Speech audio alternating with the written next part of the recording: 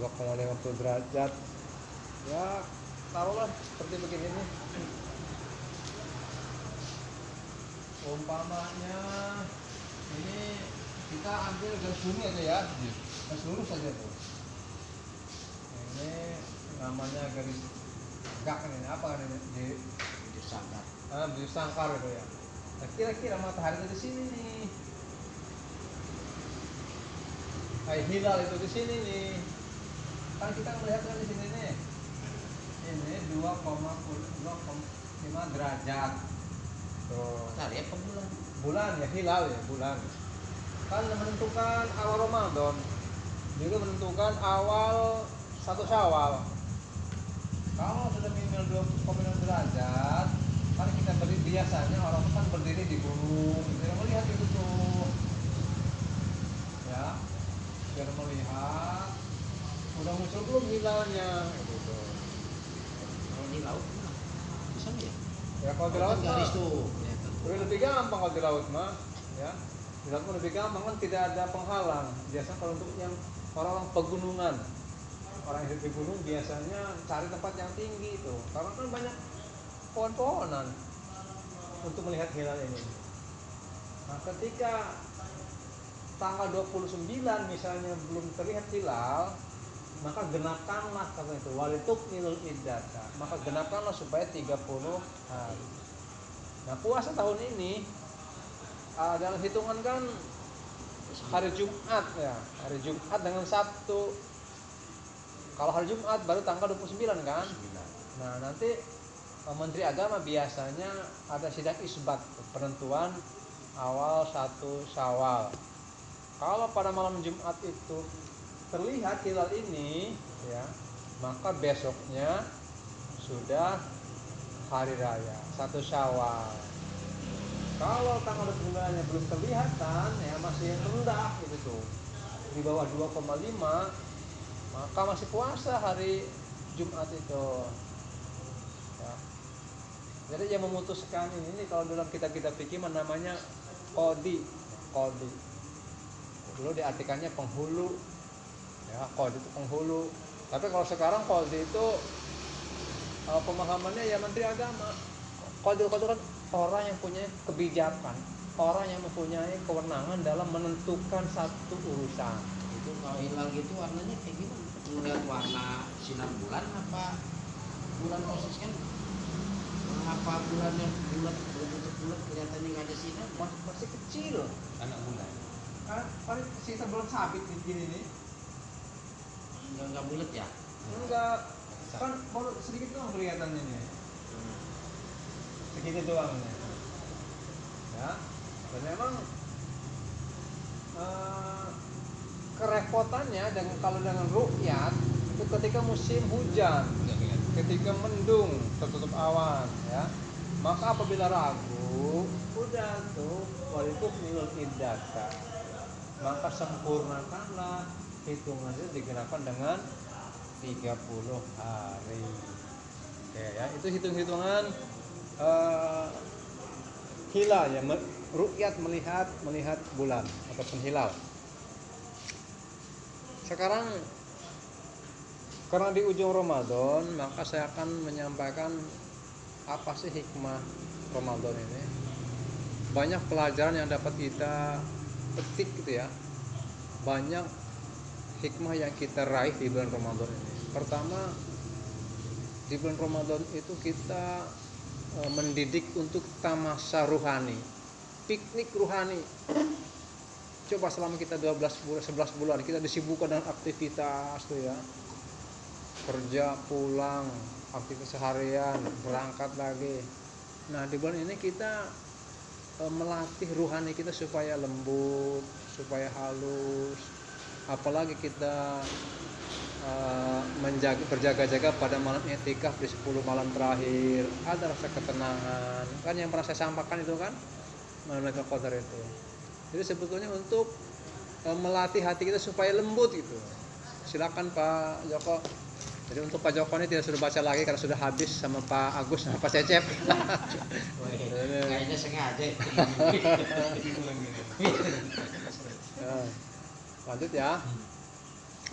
Jadi hikmah bulan Ramadan itu melatih batin kita supaya halus, supaya lembut. Jadi mengajak kita tuh kepada pendidikan sufi, orang-orang tasawuf.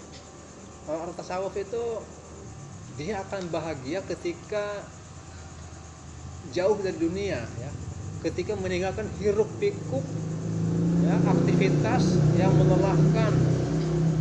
Maka kata orang-orang sufi, andaikan kebahagiaan saya diketahui oleh raja, maka pasti akan direbut kebahagiaan saya itu, meskipun dengan peperangan. Itu bahasa-bahasa orang-orang sufi. Jadi ternyata kebahagiaan itu bukan pada materi. Orang-orang sufi ini, ya, bahagia itu ketika dia merasa dekat dengan Allah. Dan ini sering dilakukan oleh Rasulullah SAW ketika di bulan Ramadan, ya. Setiap bulan Ramadan, ya, sebelum Nabi mendapatkan wahyu, setiap Ramadan itu Nabi mengasingkan diri ke Gua Hiro. Gua Hiro itu kalau yang sudah haji katanya dari tempat Nabi itu sekitar berapa kilo tuh, jauh itu, ya, dengan berjalan kaki, mengasingkan, bertahanus, ya, bertahanus itu bertafakur, konsentrasi. Itu ajaran sufi itu, ya, menjauhi dari hiruk-pikuk dunia sambil memikirkan masa depan umat-umat jahiliyah. Kok kenapa kayak orang jahiliyah patung disembah padahal patung tidak memberikan manfaat apa-apa. Itu setiap bulan Ramadan itu, ya, bukan hanya setahun 2 tahun sebelum-sebelumnya. Ketika Ramadan dia mengasingkan diri Rasulullah itu bertahanus, ya, bertahanus. Yang bertahanus itu ajaran sufi dalam rangka biar fokus, konsentrasi kepada Zat yang Maha Kuasa. Waktunya apa itu? Apa? Tafakurnya itu siang, hari, apa?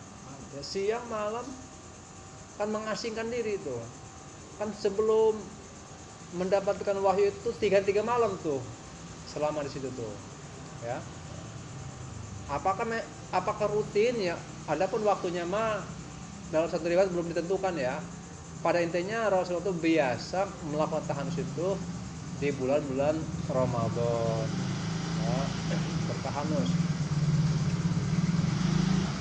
Kalau begitu bertahanus itu sama dengan bertapa dong. Nah, sebetulnya, ya, semua agama mengenal ada kontemplasi. Kalau bahasa Hindu namanya itu mendekatkan dengan Allah itu apa itu, Pak? Tapa Brata. Terus ini agama Buddha mah subhanallah, yang mengasingkan diri itu. Kalau di Islam mengenal namanya tahanus, ada kontemplasi. Jadi semua agama itu mengenal, ya. Jadi Islam itu, ya, bagian dari ajaran Buddha itu, bagian dari kecil dari Islam, ya. Tetapi kalau Buddha, Hindu, dia dalam rangka sampai kepada Zat yang penguasa alam itu berbeda cara menerjemahkannya, memaknai penguasa itu. Dia dewa penguasa, ya, dewa kegelapan, dewa atau kebaikan. Kan begitu orang-orang yang Hindu. Jadi cara memaknai dekat dengan penguasa itu beda. Kalau kita kan mendekatkan diri kepada Allah melalui i'tikaf, perenungan, gitu, ya. Kalau orang Hindu, orang Buddha mengenal sama dengan kayak senam yoga itu kan pada intinya ini dia pengaturan napas tuh. Itu, ya, tasawuf tuh, ya, di kita mengenal tasawuf. Nah, maka sebenarnya mari kita praktekkan oleh-oleh dari puasa ini untuk melembutkan hati kita. Orang sekarang kan mudah marah dia. Di lampu merah teriak. Orang disalip dengan motor aja, "Wih, kamu ini sialan." Jadi orang pada kan sebetulnya orang sufi itu mengajarkan kebaikan, ya. Terus melembutkan untuk menjadi rahmatan lil alamin, saling kasih sayang. Kita di antrian saja enggak sabaran. Padahal puasanya mendidik kita melatih kesabaran. kejujuran. Coba kita sedang berpuasa, semua kompak ketika waktu maghrib tertib itu, tidak yang mendahului, enak itu, jadi disiplin waktu. Nah kalau ini diterapkan dalam kehidupan sehari-hari, ini menjadi indah. Tidak ada lagi orang yang suka marah-marah, tidak ada lagi orang yang enggak sabaran gitu ya. Inilah membentuk pribadi muslim ini manusia yang sempurna, ya, saling menebarkan kebaikan, melembutkan hati ya. Coba kalau semua kita kan sama-sama alumni nih, alumni Ramadan ya, kalau dari setiap kita menebar kebaikan aja, ini pengalamannya menebar kebaikan, indah jadi hidup ini ya. Tidak ada saling hujat, tidak ada saling fitnah. Coba kalau puasanya diperintah oleh polisi misalnya, pasti ada yang menyeleweng itu. Kalau suruh pakai helm aja misalkan, kalau ke jalan raya pakai helm, buktinya masih banyak yang nggak pakai helm. Tetapi ini puasanya perintah dari Allah ya. Hanya kita dengan jujur melaksanakan puasa itu, walaupun di ruang-ruang yang sempit. Pak Agus bisa saja di kamar yang sempit, kunci pintunya, minum. Ya. Ketika tanya sama istrinya, masih puasa Pak? Puasa dong. Kan bisa aja tuh berbohong, tetapi dalam hati Pak Agus, hati kita sedang jujur, oh kita ini sedang berpuasa. Allah Maha melihat. Itu ya. Jadi hikmah puasa itu banyak, diantaranya melatih kedisiplinan, melembutkan hati, terus melatih kejujuran, kemudian melatih rasa empati sosial. Coba dengan puasa kita nggak makan sehari ya, bagaimana mereka rasakan di kolong jembatan, di jalanan mereka tidak makan berhari-hari dengan makan yang susah sekali untuk mencari bahan makanan. Nah dengan demikian kita pun dapat merasakan perihnya hidup kekurangan makan, sehingga kita tumbuh rasa sosial, rasa empati kepada mereka yang kekurangan makanan. Jadi begitu ya. Jadi kembali lagi sambil mereview karena Pak Joko datangnya terlambat. Jadi sumu liru'yatihi wa afwaru liru'yati. Berpuasalah kamu karena melihat hilal, dan berbukalah kamu karena melihat hilal. Hilal itu bulan sabit ya, yang di ufuk itu tuh kan kalau dengan mata biasa agak repot itu ya, apalagi campur mendung. Nah biasa sekarang udah ada alat yang canggih kan, pakai mikroskop ya, dengan teropong, teleskop itu tuh ya, dengan teropong untuk melihat tingginya hilal. Ada dua cara untuk menentukan satu Syawal atau satu Ramadan dengan ilmu hisab ya, ilmu hitung-hitungan ya, ilmu hitung-hitungan. Kalau hitung-hitungan ya sebetulnya misalnya 10 tahun kemudian itu sudah ketebak tuh ya, 20 tahun kemudian akan terjadi gerhana matahari, udah kehitung tuh kalau menurut ahli hisab. Tetapi karena ini asbabul wurudnya, nabinya memerintahkan dengan ru'yat dan melihat hilal ya, maka ulama-ulama lebih sepakat ya, lebih setuju menggunakan ru'yat ya, melihat hilal dengan mata kepala gitu. Nah itulah, ini potongan ayat yang saya sampaikan. Pertama Al-Baqarah ayat 185. Yang kedua adalah sumul yatihi, itu hadis tentang puasa dan berbuka karena sudah menjelang akhir Ramadan. Nah inilah dalil tentang anjuran berbuka ya, ajaran bertakbir ya, Allahu Akbar, Allahu Akbar, Allahu Akbar ya.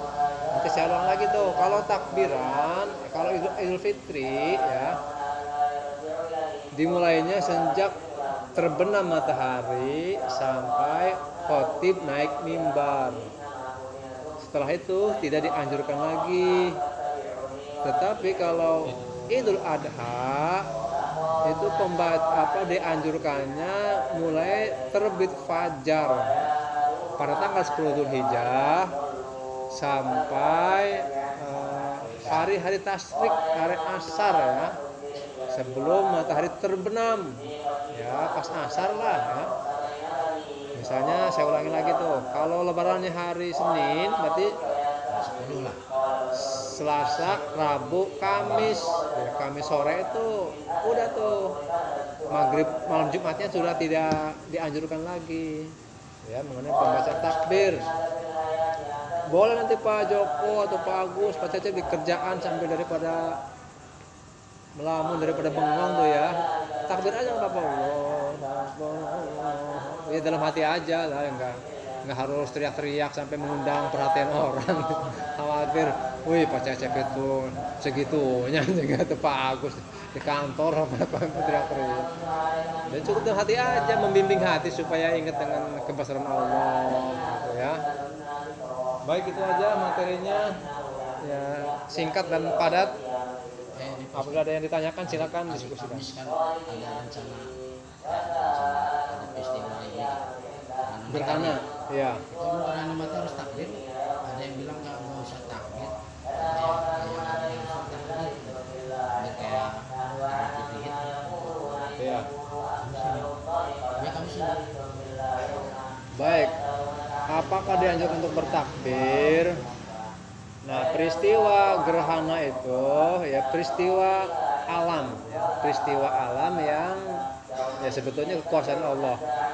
Ketika zaman Nabi pernah mengalami dua kali gerhana tuh kalau nggak salah. Nah, ada yang berbisik-bisik karena pada waktu gerhana terjadi itu berbarengan ya, berdekatan dengan kematian putranya bernama Ibrahim ya. Para sahabat berbisik-bisik, wah ini katanya jangan-jangan karena kematian anak Nabi ini. Jadi desus-desus itu ya, isu-isu itu akhirnya sampai ke telinga Nabi. Makanya Nabi itu menjelaskan bahwa gerhana matahari itu adalah ya peristiwa alam, bukan peristiwa karena kematian anaknya, bukan karena tanda-tanda apa gitu ya. Nah, gerhana matahari itu jauh sebelum Islam datang juga sudah ada, tetapi oleh orang-orang Yunani kuno ya dipahami, wah ini dewa, naga dewa sedang memakan bola ya, jadi seolah-olah matahari itu ditelan oleh mulut naga buta hijau gelap ya, atau dimakan dengan raksasa.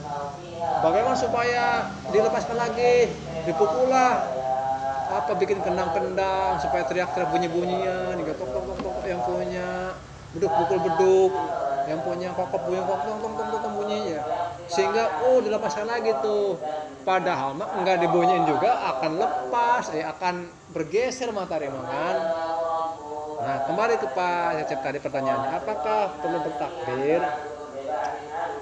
Menurut hadis ya, dalam hadis itu dianjurkan sholat khauf saja, sholat gerhana ya. Sholat gerhana itu isinya apa? Ya mengingatkan supaya orang itu lebih takut pada Allah. Dan khutbah-khutbahnya juga mengingatkan untuk lebih meninggalkan ibadah. Tidak ada anjuran untuk bertakbir. Ya, sama aja kayak sholat ini istisqa, sholat ini Jumatan gitu kan, tidak ada takbir. Kalau untuk gerhana ya dianjurkan sholat ini aja, sholat gerhana bulan ataupun gerhana matahari dengan 2 khutbah ya, dengan khutbahnya itu tuh Di waktu rame, tapi kita bertakbir di sini merasa jamu ada takbir gitu. iya, ini peristiwa alam tuh, tidak dianjurkan untuk bertakbir. Silakan, ada yang lain? Yang ke hilal itu bisa di Bali kelihatan hilal, tapi daerah lain nggak kelihatan gimana? Ya. Ngajuin. Nah, Kementerian Agama biasanya mengundang dari berbagai provinsi tuh ya. Di kita ada 34 provinsi ya. Ya kurang lebih sekitar itu ya. Dilihat tuh. Nanti masing-masing provinsi melaporkan dari Bali bagaimana. Kata Bali lapor, saya melihat hilal. Oke, satu tuh checklist. Coba Jawa Timur, apakah bagaimana laporannya? Oh, lapor saya melihat hilal, checklist 2. Di bagian Papua bagaimana? Oh, saya belum lihat hilal, silang tuh. Nah, nanti diakumulasi tuh. Lebih banyak mana yang melihat hilal daripada yang tidak melihat. Kalau lebih banyak yang melihat, maka itu namanya ijma, mayoritas yang melihat itu yang menjadi pegangan. Kalau misalnya yang melihatnya 50-50, ada 34 provinsi yang melihat separohnya, kan masih 50-50 tuh.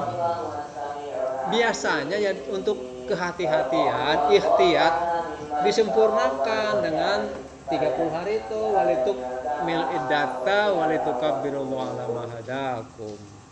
Ya. Jadi ya kita menunggu pemerintah saja ya.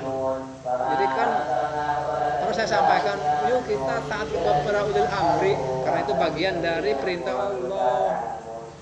Ya, sekarang mah mudah untuk informasi itu ya melalui TV, melalui berita.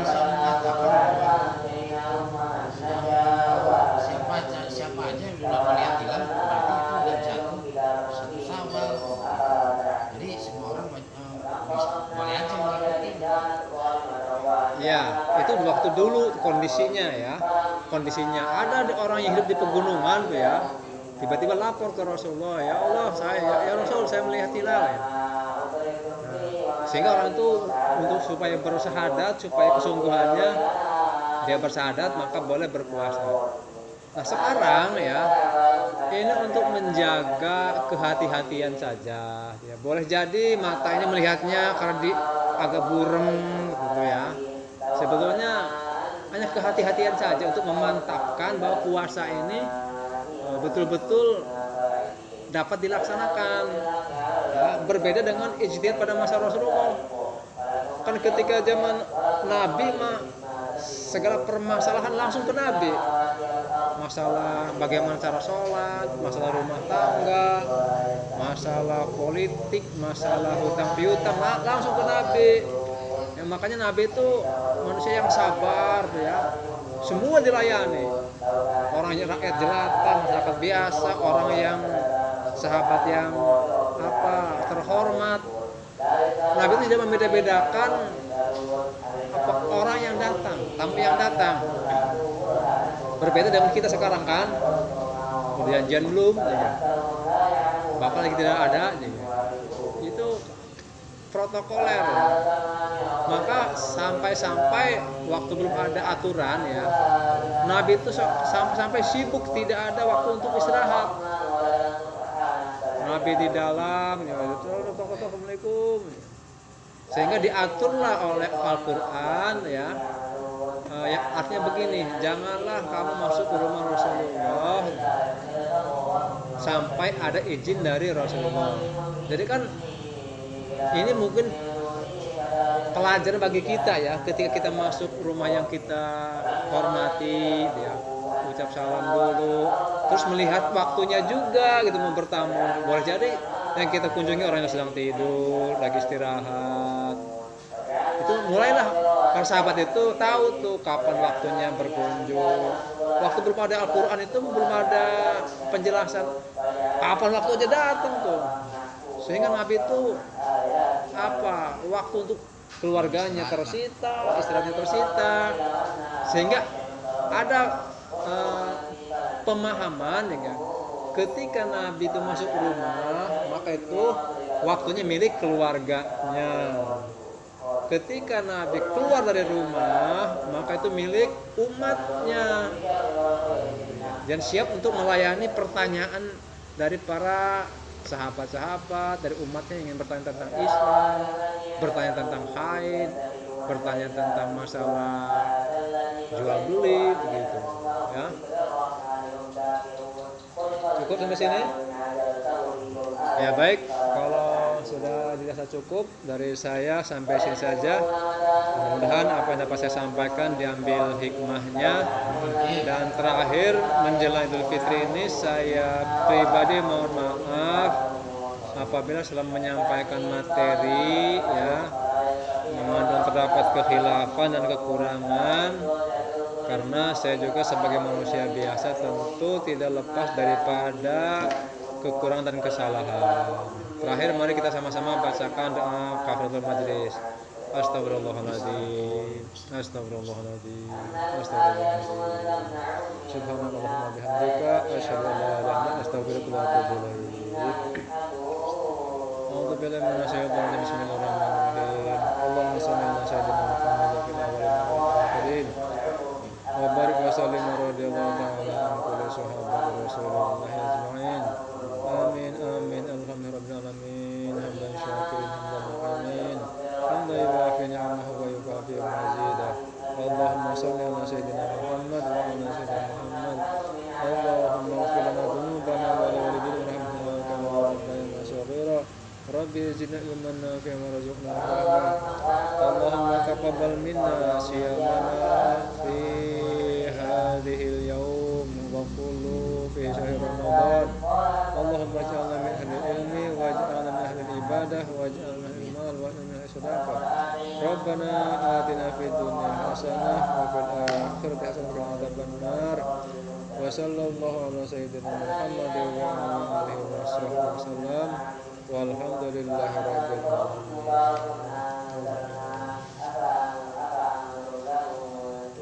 Sudah